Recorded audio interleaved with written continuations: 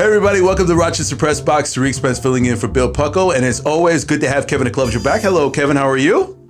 Couldn't be better. Oh, looking forward to getting into this debate for you. A lot to get into, and of course, Pat Duffy with is that an Alabama jersey? Oh, Tariq, it's not just an Alabama jersey. You know, as we were in the NCAA tournament, it is a game-worn Alabama Artie Griffin jersey from 94, excuse me. All of you remember Artie Griffin, eligible for the 95 NBA draft, didn't get drafted, but played in Europe for a couple of years. So we all remember that, yes. I didn't just Google all of that based on the jersey that I bought on eBay for $40 a couple of years ago. So don't worry about that. Okay, well, I mean, by the time this airs, we're not quite sure if Syracuse is able to make it to the Elite Eight. So I'll just leave out. I'm sure you have a Syracuse jersey, but I'll leave that alone. I'll go with Kevin, though. Are you surprised that the Syracuse made it to the Sweet 16s? Very, because all I heard from January, February, March, how bad the Syracuse was playing, how awful they were, what's going on with that program. It's kind of like I don't know if they're playing possum or, Boeheim's just exploring what he has, because they really do. They're able to turn it on and play their best when it matters most, it seems, which I guess if you're a fan, that's what you want to see. You don't want to see your team get to the playoffs and then flop right all the time, which, there's been a lot of franchises that do that. So on the collegiate level, for them to, excel on the big stage, it's awesome. And I've never been the big Jim Boeheim booster. He never looks happy, but I'm assuming this makes him happy, so that's good. Well, I mean, how much more happy could you get? Your son literally is called Buckets. I mean, literally, Buddy Buckets has got his new nickname. Pat, how do you like that nickname? How do you like Syracuse? I'm just glad that a different Boeheim is carrying the team. Well, hey, listen, he played well, and we'll see what happens in the Houston game. As I said before, we're recording this before that game. We get the results. That's a Saturday night game. Of course, Sunday is when you catch the press box. But your thoughts, Pat? I mean, let's call it what it is. What I'm going to say is going to make me probably very unpopular in the greater Rochester area, except with St. Bonaventure fans. Look, Syracuse coming in as a low seed and succeeding is due to one thing: a gimmick defense and hot shooting, because that's what the zone is, right? Like, you see the record lately in their conferences, whether it was the end of the Big East era or the early ACC era. Once you see that zone defense one or two times, you know how to beat it. But when you hit the tournament and you're playing teams that you haven't played in 5, 7, 10 years, teams out west that don't have that tape on you, that don't have the players that have experience playing against that 2-3 zone, it's hard to beat. Add to that, Buddy Boeheim all of a sudden catches fire the last 2 games. Look, I'm happy for him. It's great for the area. Everyone's having a good time. This is awesome. But it's the zone defense, which, again, is very gimmicky, that gets them deep runs when they are low seeds in the tournament. By the way, they shouldn't have even been that high a seed. Like, people are saying, oh, you thought they were calling them a bubble team. They were a bubble team. You can make the argument that they did not deserve to be in the tournament this year, and it's that defense that nobody sees that saves them. You put them up against an ACC team in the first 2 rounds, well, you got problems. And I'm wondering, in the West Virginia game, was it really the defense? I mean, West Virginia had open looks. They had time. They couldn't have hit the ocean if they shot a basketball at it. They were the coldest team I've seen, except later that night when Texas tried to play basketball and they couldn't make a basket. Yeah, but I think it's the anxiety of it, Kevin, right? Like, maybe what's coming. You know what I'm saying? Like, you never, are they going to go man? Are they going to go zone? If they go zone, and here's the thing about the 2-3 zone, and I'll give Boeheim credit on this, it's not a standard 2-3 zone. Anybody that watches Syracuse knows that. There are so many little intricacies involved, right? Like folks moving up top on the bottom, whether you're going one high, whether you're going one low. If he's mastered one thing, which keeps him in legendary status throughout the years, no matter how bad his teams are. Here's what I'm trying to figure out, though. You mentioned the seed for Syracuse. Who seeded this tournament? They might as well have had me do it. And I don't even follow basketball. Like, some of the seeds, the 16s and the 14s, and then the 12s were blowing out the 5s and whatever. The seeding, I think, is a complete joke. Either that or nobody's any good except Gonzaga. It's the NCAA tournament. It's why I love it. You could have a high seed beat a low seed be a high seed. You never know what you're going to get, but we'll see what happens as we get ready to head towards the Final Four next weekend. Coming up next, the Buffalo Bills sure did get a lot of offensive weapons. We'll talk about that with the Bills segment next. You're watching the Rochester Press Box.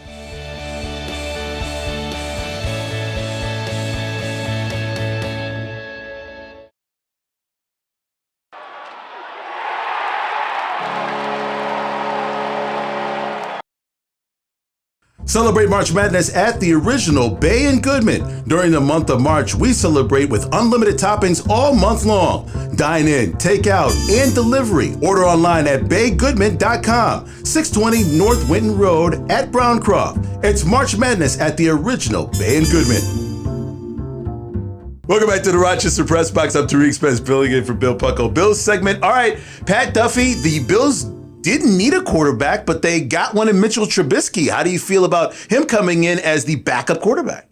I mean, they did need a quarterback as a backup. I love Matt Barkley, right? But the Bills are past the point where Matt Barkley does you any service. And I understand why you would bring Matt Barkley in early for Josh Allen, right? He's been in the league a while. He needed someone to keep him straight. The kid, Matt Barkley, that is, knows his offenses and how to help out Josh Allen. But Josh Allen seems to have it now under control. You need a quarterback where if, God forbid, the worst case scenario happens and Josh Allen misses time, where someone can get you through. I mean, Trubisky, and Allen are similar quarterbacks. They're both athletic. They both have big arms, and you can pretty much plug and play Trubisky to be Josh Allen much, much lighter for a couple of series, a couple of games, worst case scenario, and maybe not lose the ground that you would have had if Matt Barkley is your starting quarterback. And I think it's critical that they have someone capable of taking over with the way Josh Allen plays. Eventually, he's going to get lined up and hit hard. And, you know, what was the game when it looked like he was going to be out forever? Early, was it this year or the year? I mean, so the chances of injury are there. So why not have someone who, unfortunately, has only really been a star against the Vikings on a Monday Night Football? But, you know, he's capable. He's got the resume that says he should be able to be good. So I think they've got to have someone in that position. It'd be, you know, look at Nick Foles, look at whoever has been able to take over when injuries have happened to the star. It'd be great whether it's hopefully it's Josh Allen and he doesn't get hurt, or Mitchell Trubisky. The weapons for the Buffalo Bills just seem to get better. You've got McKenzie now back. You throw in all the different stars like Beasley and Diggs and Emmanuel Sanders. I mean, you've got quite the offense going forward for you for the Buffalo Bills, Pat. Yeah, 100%. I really like the Emmanuel Sanders signing. It's sneaky good. I mean, any player that's played on offense with him, any coach that's coached him offensively can tell you how good of a player he is. And look, I mean, the bottom line is your best ability is your availability. And that was the problem that hurt John Brown, plus the money that he was making before. Yeah, I mean, I didn't think it was possible, but this offense, you put a decent running back in there. I mean, maybe something comes in the top 3 rounds of the draft again. Maybe there's something late in free agency that shows up. It's formidable, more so than it was last year, which is crazy based on how good they were. They are. You could almost argue they're close to the Chiefs in explosiveness, minus the speed of Tariq Hill. But you add Sanders to this. I mean, he's a hero in the Super Bowl away. You know, just one underthrown pass away from being the hero in a Super Bowl. So this is a big signing. How would you like to be Josh Allen, just knowing the weapons you have every time they snap the ball?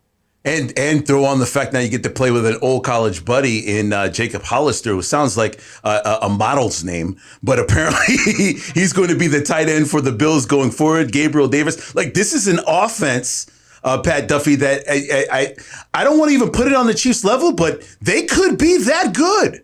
All right. I mean, but see, you brought it up. The thing that the Bills are missing when it comes to what the Chiefs has, one, I mean, you can argue it Mahomes versus Allen, but it's the tight end. The Bills don't have the tight end. Look, Jacob Hollister is fine. I mean, he's going to be better than Tyler Kroft, fingers crossed, but everyone was expecting Zach Ertz. The Eagles wanted a 3rd-round pick. They couldn't get him. The Bills are cash-strapped. I mean, Hollister is what he is, right? He's a serviceable tight end who, combined with Dawson Knox, who's a pretty similar player, might be able to give you more production than he had last year.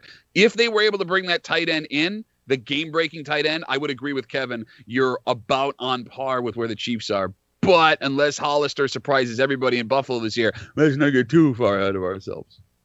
Let's not get too far ahead of ourselves. Whoa, wait a minute. Is this Pat Duffy putting on the brakes for the Bills season? Hold on. We do this every week, man. You bring up the Bills. You guys talk, oh, greatest ever, Super Bowl. And I go, hold on, let's maintain calm here. And all you guys are, whoa. I mean, heck, Kevin just had him, Josh Allen knocked out for half a season a second ago. Nobody says anything yet. I tell you to calm down. Everyone's like, oh. Just wanted to make sure where we are before we even get to camp. That's the Bills segment coming up next, like it or not. Bills fan with the reverse jinx.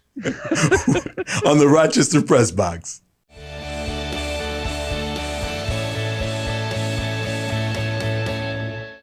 Here's the Press Box Trivia question, brought to you by Market View Liquor, where exceptional customer service meets an extensive selection. Jefferson Road at 390.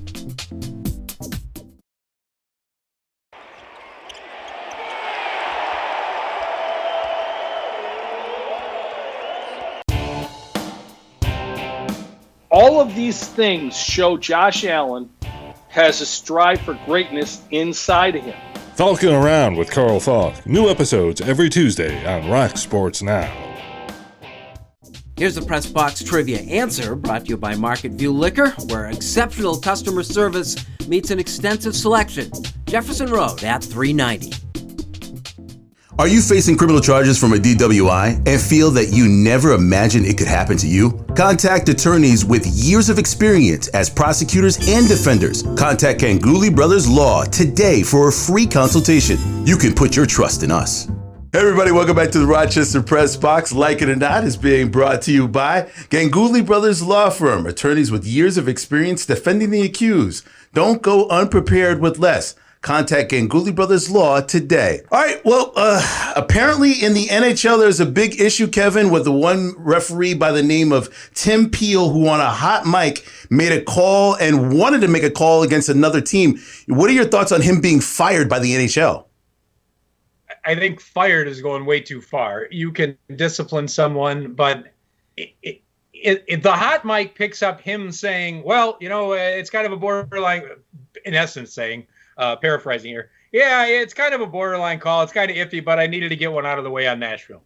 So it's almost the state trooper, local police department, sheriff, whatever. They've got their ticket quota and, okay, I got to get this out of the way. So it's early in the first period. Let's just get it out of the way now. Okay, there we go. Are there quotas? Well, apparently maybe there are. I've never heard of such a thing. 20 years ago or more, Paul Dvorsky in Springfield, he was telling the story.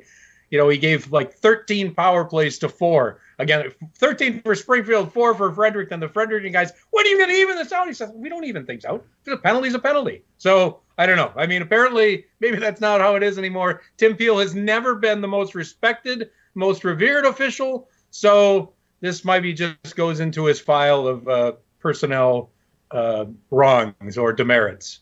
I got to ask you, Pat, I mean, that game was kind of chippy. Was this him trying to take control, or is this goes on all the time in sports? Referees do this. They've got makeup calls. You have it in football. You have it in baseball. You have makeup calls by referees. Does this shock you? I mean, look, it's not shocking that there might be a quota or there could be a makeup call, but the fact of the matter is he was caught on a hot mic saying it. And it may, even if it is the NHL issuing him a quota of penalties he has to do, they can't do anything but fire him, because now, as far as fans know, as far as players know, this guy had a vendetta against a single team, and they have proof of it. I mean, Kevin, if you're a coach, if you're a player, if you're a fan of a team, if you're a general manager, how can you have any faith when this guy is making a call against your team in the future? Right? To be honest, if you're the coach, the GM, or a player, you already know it. The conversations on the ice are, hot mic picked this one up. This is probably the tamest, most, non-offensive conversation ever. You can find some great video and comment, and audio if you YouTube Sidney Crosby, Maple Leafs, and a couple of whatever, but okay, Dion Phaneuf, and you'll get real conversation between official and player. Does he have a grudge? He called a tripping penalty. It wasn't a tripping penalty. You saw the call. Come on, they say it was borderline. It wasn't borderline. What are you doing making that call? Like, the call of itself was bad enough. Then to catch him on the mic, suspend him. I think firing is going a little too far. Nobody likes him. You said it yourself. They were just looking for a reason to get rid of him. Nobody likes him. Well, and again, if the demerits have added up, well, then maybe that's the case. Maybe he can be gone. Meanwhile, I just want to sneak this in really quickly. There's a lot of trade rumors, one against Captain Jack Eichel for the Buffalo Sabres. Like it or not, 4 number 1 picks for Captain Jack? Oh, Pat? I think, well, I was just going to say, I don't know the viability of a trade right now with the issues involving his neck. And until, like, all these second opinions and maybe a third opinion and a team's doctor, has a chance to look at him, not sure somebody's going to bite the bullet and really I don't know if overspend would be the word, but I don't know if they're going to go all in on a trade for Jack Eichel until they really were sure, he's healthy. even if the Sabres wanted to trade him. I'm not even sure they do. It's, 4 first-round picks, you got to get players back. You can't go on hope and, oh, boy, 2 years from now, this guy's really going to be a big part of our team. That's what you've been trying to sell for years and years and years. You need ready-made NHLers and a first-round pick or two. Too much to ask for, Pat? Maybe you make that trade and then trade 2 of those first-round picks for a ready-made player to another team. I don't know. Ditto to what he said. That's Like It or Not. Coming up next, Unfinished Business. You're watching the Rochester Press Box.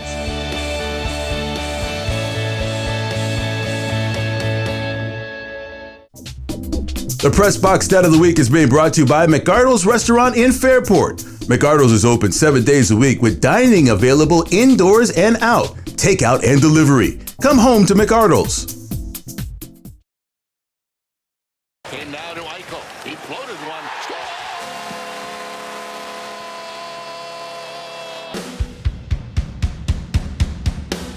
Welcome back to the Rochester Press Box. I'm Tariq Spence filling in for Bill Pucko, and it's time for Unfinished Business, and one Mr. Pat Duffy kicks it off.